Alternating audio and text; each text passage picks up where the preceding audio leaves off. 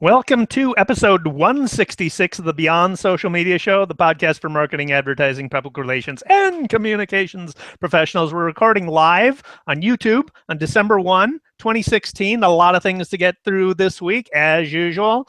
Starting off with the Wayback Machine moves to Canada. Headphones have ears.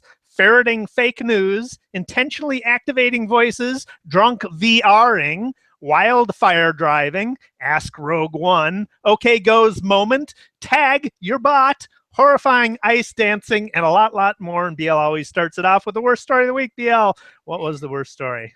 Well, this will probably turn out to be a good thing, but feeling unsafe in our currently unsafe political climate, the Internet Archive is building a backup in Canada because there's really no way to know what's going to happen to freedom of speech or freedom of the press or the Internet at this point in time. So they posted on their blog that they thought they had better, for the purpose of preserving the history of the Internet, which, has everything that ever happened, that they better move a copy to Canada just in case there isn't any Internet here anymore.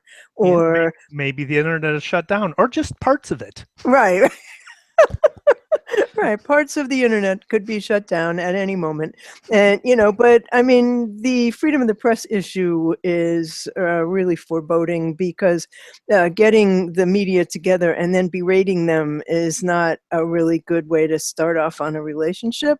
So I think this move of moving to Canada, which I'm telling all my friends in Canada, like, could you please clear out your spare room? I think this is a smart move and a necessary move, and probably, should have been done a long time ago, frankly. I mean, it's not really a chance you can take anymore. Yeah, well, here's a case that might be, this might be a case for too much freedom. So Telegram messaging app is launching in new territory. This is from a VentureBeat story by Ken Yoon. They're launching into a new territory with Telegraph, a new service that is basically a blogging platform similar to Medium. You can, it's dead simple to use. You can go there, create a rich post. You can do formatting. You can do images. You can embed content. Just go to telegraph.ph. That spells telegraph with a dot in there somewhere. You just go there, create a post, hit publish, and you're done. So what's wrong with that? Anonymity. There's no attachment of identity to that. So if you like hate speech, then it's probably I expect white supremacists are going to be adopting this platform fairly soon. But then, although maybe with an authoritarian moving into the White House, I might have second thoughts about anonymity. So there's that. Oh, my God. Well, along those lines, even your headphones can spy on you now. This is from an article in Wired by Andy Greenberg. And, it's, I guess, a question of how paranoid we all want to be. But a group of Israeli researchers has taken a game of spy versus spy paranoia a step further. They have malware that converts your headphones into makeshift microphones that can slyly record your conversations. Researchers at Israel's Ben Gurion University created a proof of concept code they call Speaker AR, designed to demonstrate how determined hackers could find a way to surreptitiously hijack a computer to record audio even when the device's microphone has been entirely removed or disabled. It repurposes the speakers in earbuds or headphones like these to use them as microphones, converting the vibrations in the air into electromagnetic signals that clearly capture audio from across a room. So people don't think about this privacy vulnerability, said Mordecai Gori, who's the head of the Security Research Labs. And he said, even if you remove your computer's microphone, if you use headphones, you can be recorded. And then they took the hack a step further, and they use a feature of Realtek audio codec chips. And they retasked the computer's output channel as an input channel. So the malware records even when the headphones are connected into an output-only jack, and even if you don't have a microphone channel on the headphones, And apparently these chips are so common that it works on practically any desktop computer, whether it's Windows or Mac, and most laptops. It's a real vulnerability, and it makes every computer today vulnerable to this kind of attack. So, paranoics, if hackers are determined to bug out our conversations, all our careful microphone removal surgery is not enough. You also have to unplug that pair of cheap earbuds hanging around your neck. Well, speaking of ambient listening, I have a rant. I have an audio rant. Oh, So please do I rant. listen to a podcast about advertising. Listen to it every week. And this past week, this isn't the first time this has happened to me. So I'm not going to single out. I am singling some people out, but it's not like they're the only ones who do this. They were talking about the Amazon Echo. And instead of saying echo, they use the activation word, which I'm not going to say because I'm a polite podcaster. They use the activation word instead of echo when they're talking about it. So when I was listening to the podcast, my echo would automatically activate and respond to what they were saying on the podcast. Podcast I was listening to was Bob Norp's The Beancast, and his guest Joseph Jaffe were joking around, intentionally activating people's echoes, asking them echo. They said the activation word instead of echo. Order 300 rolls of toilet paper. Oh, stop! Did Jump they? in and say stop. Don't order. I had to tell my Echo not to order 300 rolls of toilet paper. Danny Sullivan, the search engine guy, has activated my Echo on another podcast on This Week with Google, and doing it over and over again. He was clearly delighting in doing it. Okay, So it's a joke. Just not a joke. They're just being dicks. I know all those people, by the way. No. Say hi to them for me. Yeah. That's a terrible behavior. Yes, it is. It's not funny. Not funny at all. So I'm pretty much done with bad news. How about you? I'll just add one more thing to the recent conversation. Somebody has developed an algorithm that reads lips. They've two different bodies of research groups have developed algorithms independently, apparently, where they take videos and through machine vision read the lips more accurately than human lip readers of the people in the videos. So there you go. Goodbye, privacy. Like it ever existed. Well, I mean, I had this conversation with my dad the other day because, he's like 89 years old and he hears about all this stuff and reads about it. And he says, oh, this is really scary. I said, Dad, you haven't had privacy since the day you got a telephone, since the day you got a credit card. I mean, it's just worse now, but I mean, privacy, we don't have it. It's gone. Right. Yeah. But so that brings us to better news. Yes, yes it does. Yes, it does. I think this Diageo, I think that's how you say it, Diageo VR experience is one of the most effective things I've ever seen. It's from an Ad Age article by E.J. Schultz. And basically what they did was they released a virtual reality experience that's absolutely not fun. It's called Decisions, and it follows three groups of people whose stories converge in a horrible, tragic, drunk driving crash scene. And the video is available on Facebook 360, YouTube 360, and also in VR integration with the New York Times. And it can be viewed on its own or with headsets by, Oculus Rift or Google Daydream. And the release was timed to the upcoming holiday season, but because it's VR, you will never drink and drive again after you watch this video. I mean, it's absolutely horrifying, as well it should be. And it's an amazing achievement, I think. Well, that's really where I think the power of VR is going to come into the fore as it's developing technologically, but displaying, portraying empathetic situations like that, where you can really understand the impact of a given situation. We talked about many episodes back about some company creating a VR app for the Holocaust Memorial to use in trials, actually, of guards to prove that they could see what they could see. So I mean, it's tremendous. We'll see how far VR goes technologically, but the applications are endless, I think. Speaking of empathetic, a guy in Tennessee posted some videos to his Facebook page that were absolutely harrowing. More harrowing because he had to live through it, but this is from a Mashable article by Colin Della, I think is how you pronounce the reporter's name. Anyway, Michael Luciano recorded video as he and a friend were trying to escape the fires in Gatlinburg, Tennessee. They're driving. The video seems to go on endlessly, driving through these wildfires and flames erupting everywhere. The sky is orange. It's just amazing.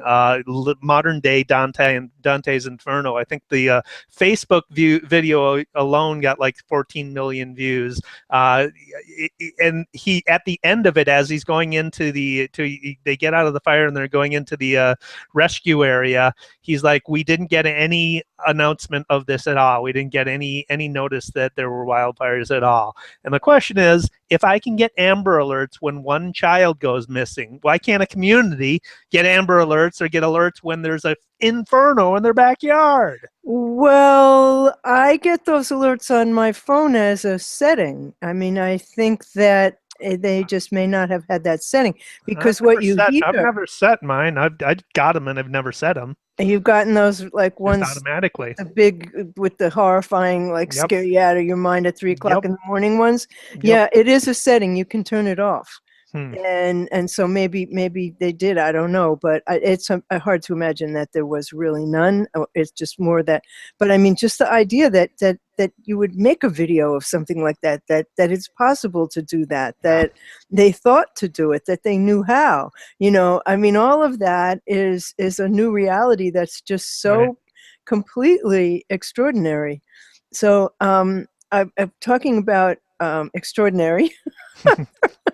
OK Go, who every single video they've ever done has been more mind-blowing than the one that comes after it. And so they've teamed up with Morton Salt in their latest one, which is quite a remarkable thing. Their video has, well, you have a whole description of it that you can give us, but their video is called The One Moment, and it is so techno. It was apparently all recorded in 42 seconds, and it's a bunch of color explosions, and just, I mean, the technology that they use to do this, which they explain in subsequent videos and demonstrate, is just incredible.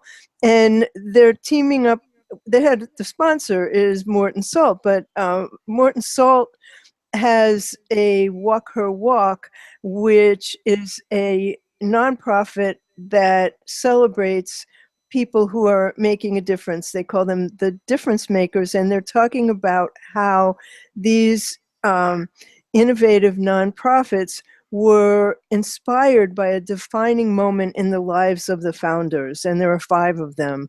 And so the tie-in is it only takes a minute to make a difference, and the videos are called WalkHerWalk Talks on the OK Go site, and they have conversations with OK Go's Damian Kulash and each of the decision makers. And their causes include providing school children with art and music education, supporting refugee girls in the U.S., bringing clean water to developing regions, and helping families to lead healthier lives. And Morton Salt is supporting these organizations by promoting them on their site in branded content and videos, out-of-home advertising, exposure on digital and social platforms. And they have made grants to each of these 5 nonprofits, and in donations of art, educational supplies, fresh water wells, music studio. It's a wonderful program. And starting next week, Morton Salt will launch WalkHerWalk advertising in bus shelters in Chicago, New York, Boston, Atlanta, LA, San Francisco, and Washington. And, all of the things that are elements of this campaign every single one of them could stand on its own as something amazing. Of course, the video, the OK Go video, and the music, and the backdrop, and I mean that they managed to outdo themselves, which you think when you see their video they can't possibly outdo themselves after the Rube Goldberg one that they had a while back. You say no, there's no, which by the way that had a corporate sponsor, but you know, you say like it can't get better than this, and then it does. And you know, so this tie-in, it's not just a commercial thing. This is like the real, like, we want to help people, and we're, you know, I love the whole thing. Yeah, it's a great tie-in, and who better? How much more mileage could you get? I mean, anytime OK Go releases a video, everybody pays attention. Everybody pays attention because they're so amazing. I had an article by Mashable by Trisha Bilbride of Mashable wrote about this, and Facebook video, last I checked, got 19 million views for their new video. So, you know, you mentioned their first one was the treadmill music video for Here It Goes Again. They made a huge splash with that because all of their videos are so elaborately, meticulously planned. They're so breathtakingly staged. They're always an event, and this one's no different. This one moment, it features exploding buckets of paint, bursting balloons, flipboard animation. It's all in slow water. It's all in slow motion and synchronized to the song. And as you mentioned, the song, the whole thing took place in like 42 seconds. And so Damian Kulash had kept a spreadsheet to keep all track of all the individual moments and how they all fit together, and stretched out over the course of a 2 or 3 minute song or whatever it is, and shares that with us, you know, I mean, as if we could understand it, but you know. He said, he's quoted in this article, there are times that my brain just cracked. Well, I can imagine. They had to use multiple cameras, obviously, to shoot it in the course of 42 seconds or however long it took, to capture everything in such a short period of time, plus robotic arms to capture all the different angles and everything, to get a sense of what it took. The first part of the video, in which the exploding paint buckets create a rainbow and water balloons function as rain clouds, takes just 4.2 seconds. Kulash sings for 7 seconds in real time. Then it's back to slow motion for the grand finale, which actually happens in 3 seconds. And they stretch that all over the course of the entire song. The video is insanely well done. So and it's a great song. You know, I mean, their music is always great. It's not just, you know, technical hoo-ha. It's just fantastic stuff. I wait, you know, I'm always looking like, do they have a new one? Do they have a new one coming? I mean, it's incredible. So I love the fact that they tied this together with doing good, and you know, I just love this band. I wish there were more like them. So not so much fun, but a prank, actually, I guess you could call it. So far, this was a Twitter moment, and apparently Planned Parenthood has received way more than 50,000 donations from Mike Pence. And you're able to say who you're giving money in the name of, and then that person receives a notice. So Mike Pence has received, I'm sure by now it's more than doubled that number. And, you know, because of his legislative history with women's reproductive rights and the lack thereof, many people wanted to protest. And so Planned Parenthood tweeted and said, thank you for everything that you guys have done. This is great. And it's just going on and on and on. And it's gone viral, and people are passing it around to their friends. And, you know, what a great idea. That's hilarious. Well, another election tie-in. Amazon has a commercial running currently that is, you know, in the wake of this presidential election, which religion was deliberately used to pit Christians against Muslims. Amazon's currently running an ad that kind of helps to counteract that. It opens with two friends having chat over tea. One of them is a Catholic priest. The other is a Muslim imam. And after they part, they are struck with an idea, and they turn to their phones. They place an Amazon order, and it closes with them both receiving the gift of knee pads. So each of them gave the other knee pads, because obviously a priest needs to kneel a lot during mass, and an imam needs to kneel a lot during prayers. So nice tie-in with Amazon Amazon at a cultural moment that probably needed it. That's great. Well, Amazon certainly was in the news during the election, but let's not go there. So this week, Instagram did something that I think is pretty cool. This is from their business blog, and with a hat tip to Amber Lamoureux at Nuvi, who gave me a heads up about it. And basically, they have shoppable tags, and the post has a tap to view icon at the bottom left of the photo. And when you tap it, a tag appears showcasing up to 5 products and their prices. Now, this was a feature in Google Hangouts for a while, but it went away. So once a tag is selected, a detailed view of the product opens, and then you get the information, and you don't have to leave Instagram to search. And if you tap Shop Now, then you go directly to that product on the business website, and it's easier to buy the product. It's in beginning phases, rolling out slowly, but I have no idea why Google would have given up that feature. They had it about, I guess, a year ago.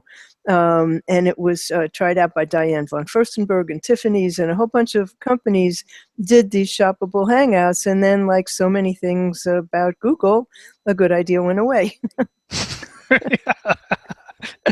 Uh-huh. Let us count the ways.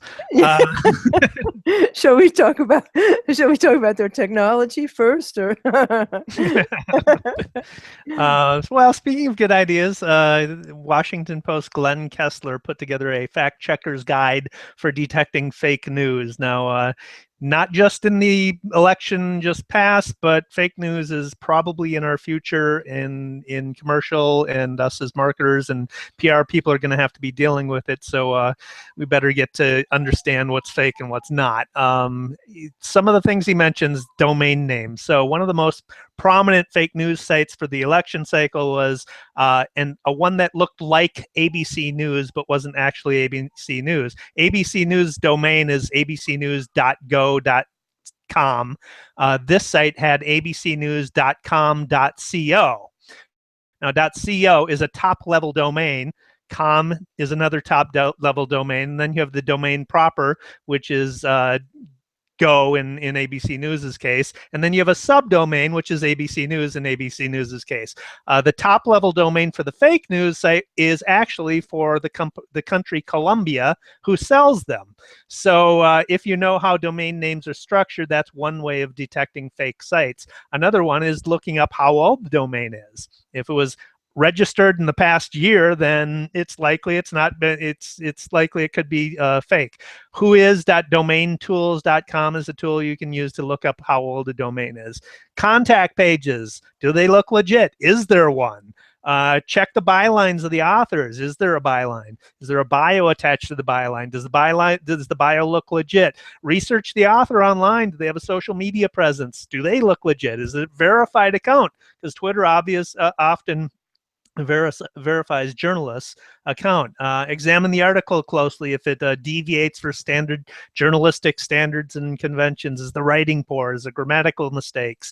Examine the sources that are cited. Some of these fake news sources are citing a single tweet by a very dubious-looking Twitter account. Examine the ads. Are the ads the types of ads that you'd see on a reputable publisher's site? Search Google News to see if other legitimate sources are covering the story. There's sites called real or satire.com that you can check out to see if the sites are legit. Snopes.com obviously is another site, but it's caveat emptor these days for journalism, and it's on us to have the media literacy to know what's what. Well, part of the problem is that a lot of people simply don't care.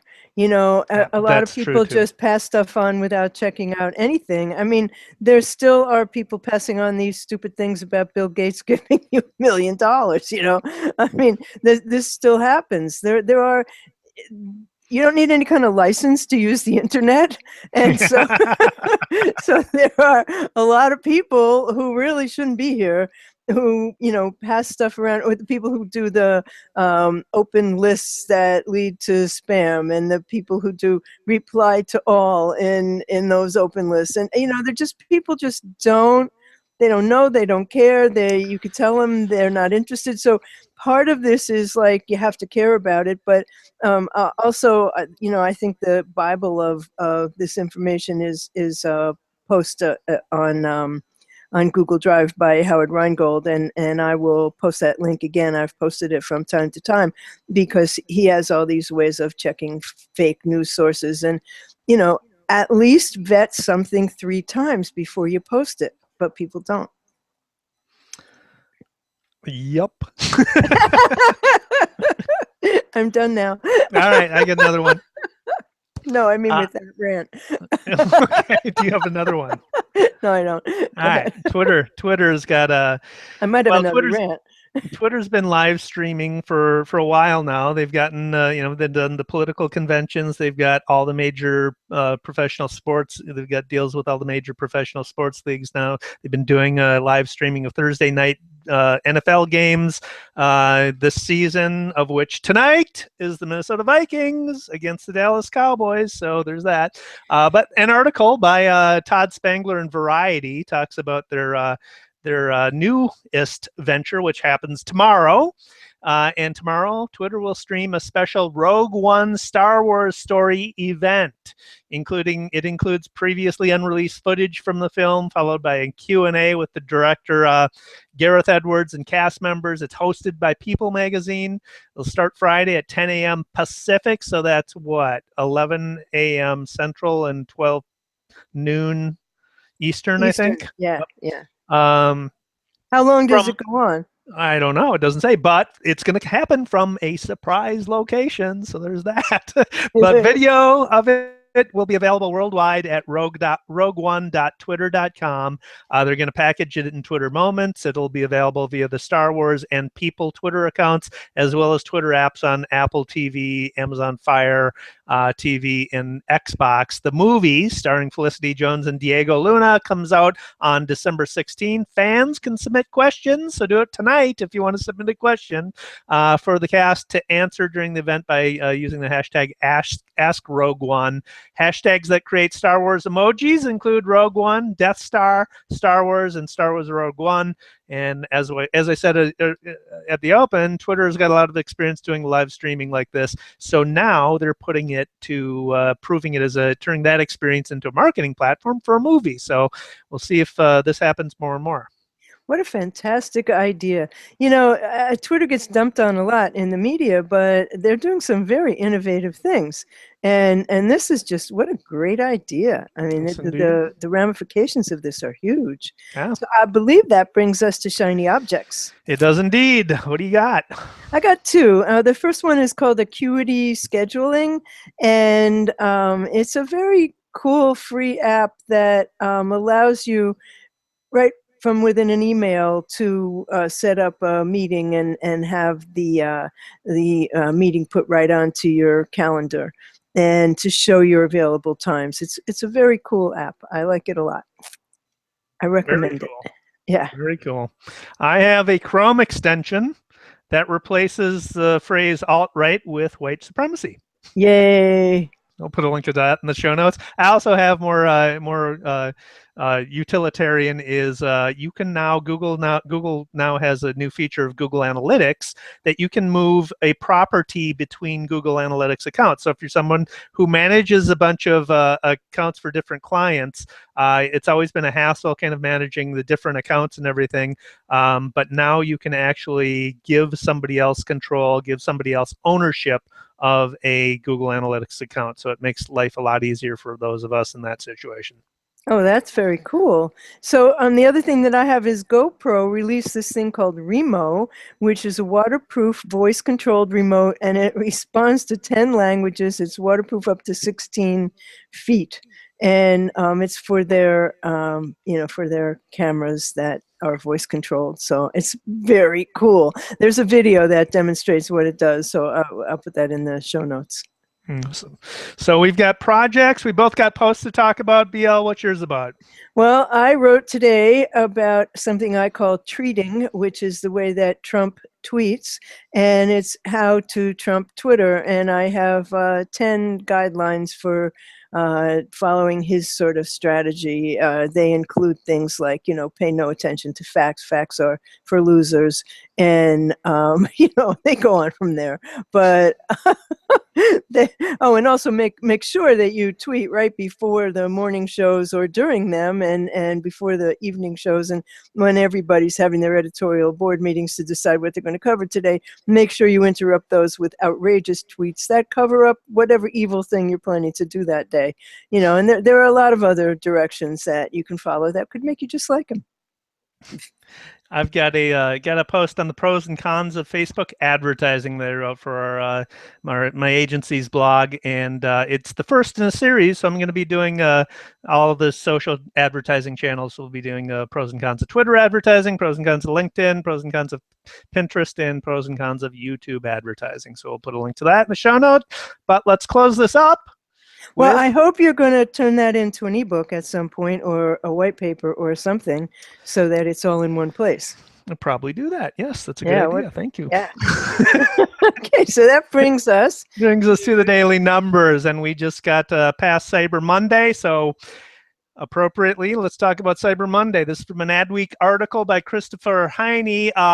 Adobe revealed final Cyber Monday tallies, and they've reported that there was a $3.45 billion spent online for Cyber Monday. That's a 12.1 year-over-year spike. Mobile sum of that represented 34% year-over-year increase. Adobe's report is based on the aggregated and anonymous data from 23 billion visits to retailers' websites in the U.S. Adobe is got their own analytics package that a lot of people use, that big organizations use for that. So that's where they're getting the data. 5 best-selling toys: Lego sets, Nerfs, Shopkins, Barbies, and the Pie Face game, which I don't even know what that is. But I'm so surprised that these are not new games.